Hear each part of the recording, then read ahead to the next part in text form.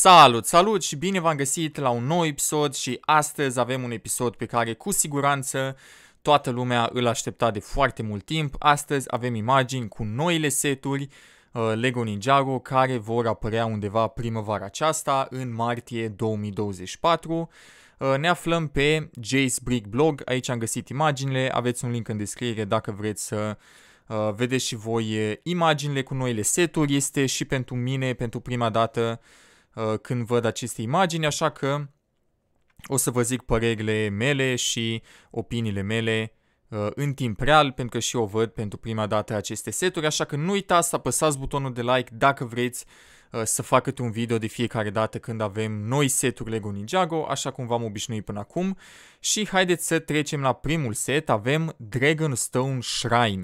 Și pot să zic că setul ăsta mă impresionează, chiar arată super tare. Este unul dintre cele mai elegante și cele mai frumoase seturi LEGO Ninjago, aș putea spune eu. Și are așa un stil aparte, este la nivelul ăla cu templul Airjitsu și cu clădirile cu The Ninjago City, The Ninjago City Gardens, deci are stilul ăla mult mai premium, mult mai detaliat. Este un set 13+, deci cred că este puțin mai complex și arată foarte frumos. Deci chiar dacă nu ești un fan Ninjago, cred că poți aprecia setul ăsta foarte mult, pentru că arată foarte frumos cu statueta asta din piatră care reprezintă un dragon cu acest Sakura, cred că așa se cheamă acest cireș japonez. Îl avem aici pe Sensei U, îl avem pe Lloyd, avem un războinic din acela lup, pe Nia. Deci minifigurinele sunt bune, dar îmi place foarte mult cum arată construcția asta și cum avem această baltă aici la bază și o grămadă de detalii, arată super tare. 1200 de piese, deci este un set măricel și va costa 120 de euro, deci 600 de lei. Dacă comparăm prețul cu numărul de piese, pare a fi un preț decent. Acum probabil majoritatea pieselor sunt destul de mici, dar depinde cât este de mare. Haideți să ne uităm cu atenție la dimensiuni. Aici avem câteva funcții. Deci vedem că se poate balansa bucata asta de piatră aici, ca și cum s-ar lupta ninja între ei. Nu știu exact ce încearcă să arate aici. Văd că avem ceva carte secretă care poate să iasă. Acum eu nu sunt la curent cu toate episoadele din Ninjago și îmi cer scuze pentru asta, deci nu știu exact ce ar trebui să reprezinte acea carte. Dar văd că setul e destul de mare și arată bine.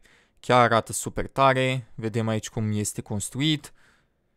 Deci este un set frumos, este unul dintre cele mai elegante seturi LEGO Ninjago și uite că are destul de multe detalii din partea cealaltă, deci are și un fel de interior. Văd că avem ceva pergamente aici în partea de jos, Lloyd arată foarte bine ca minifigurină și da, este un set frumos, chiar este un set reușit, aș putea spune, și prețul nu pare să fie exagerat. Aș fi vrut să fie 500 de lei. Bine, acum 500 de lei costa Mănăstirea Spinjitzu sau chiar mai puțin, undeva 450, și ăla este un set mai mare ca ăsta, deși are mai puține piese. Dar de atunci lucrurile s-au schimbat, prețurile au crescut, așa că nu cred că este exagerat de scump. Avem aici Wolf Mask Shadow Dojo, un set cu 1190 de piese. Mamă, câte chestii se întâmplă aici. Avem un fel de dojo. Imaginea asta nu o pot mări, din păcate. Imaginile nu sunt de cea mai bună calitate, dar atât avem momentan. Ia să vedem. Ceva piesă nouă pentru sabie. Arată foarte bine. Avem acest cap de lup. Încerc să-mi dau seama ce se întâmplă în această imagine, pentru că, cum v-am zis, este pentru prima dată când văd și eu aceste imagini.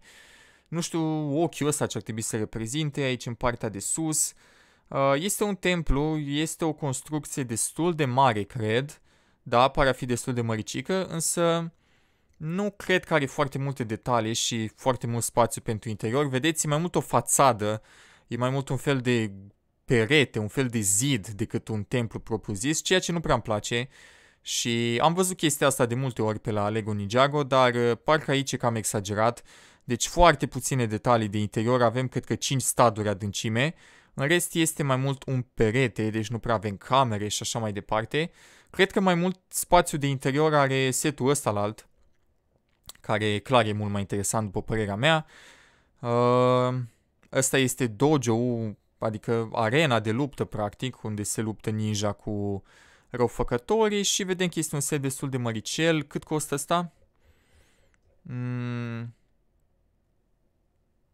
120 de euro, deci tot 600 de lei, la fel ca și setul precedent. Ăsta e mai voluminos, mai mare și are mai multe minifigurine, deci este un set mai bun pentru joacă, cu siguranță, dar pentru mine setul de sus este mult mai bun.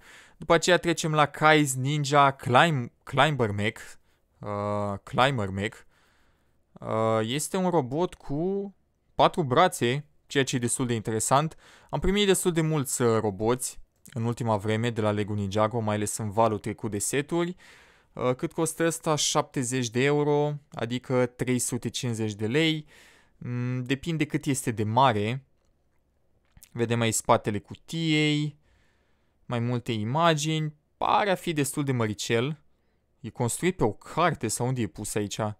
Avem un skateboard. E construit în pat. Cine construiește seturi Lego în pat? N-are o masă, n-are bani de o masă omul ăsta. Da, destul de ciudată fotografia aia. Nu construiți seturile Lego în pat, vă rog, că o să vă pierdeți piesele și e nașpa. Da, nu e neapărat genul meu de set, este mai mult un set de joacă. Nu prea îmi place cum arată, sincer să fiu.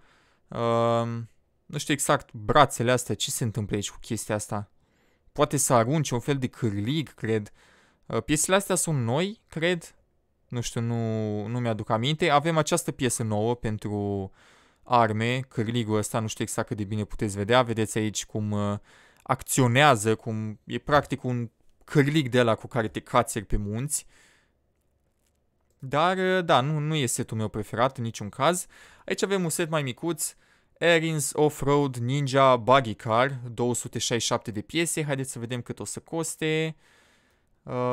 50 de euro, ok, puțin mai mult decât mă așteptam.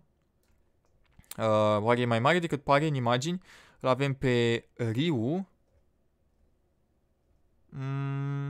Nu pare așa de mare pentru 250 de lei.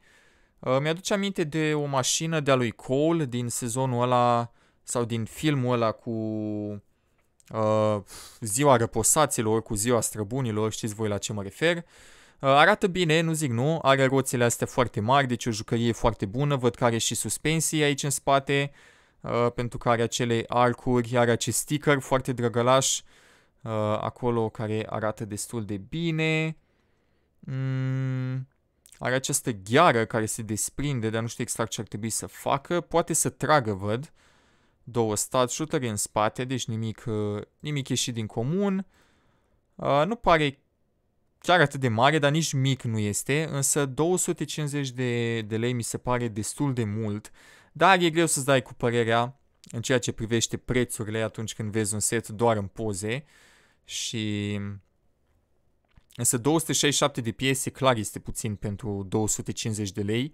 Ar trebui să avem undeva la vreo 500 de piese, însă nu numărul de piese este tot ceea ce contează, știți voi. Și ăsta cred că este ultimul set. Avem aici Young Dragon Ryu. Deci Ryu aparent a crescut, ceea ce e destul de ciudat că în setul ăsta era mic. Însă o să vedem exact în serial cum decurge treaba. A crescut, vedem că este destul de măricel, are niște proporții mai diferite, dar are sens având în vedere că încă e destul de mic, deci e așa mai butucănos, mai chubby. E destul de drăgălaș. Îmi place capul, culoarea e aceeași culoare pe care o avem și la piesa standard pentru Ryu.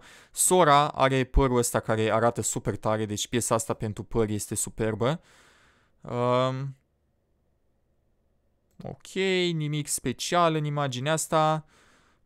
E destul de tare fundalul. Da, este un set simplu, un dragon destul de mic, însă de obicei dragonii ăștia Ninjago mici arătau destul de ciudat, dar nu este cazul aici. Mi se pare că arată binișor setul acesta. Haideți să vedem prețul.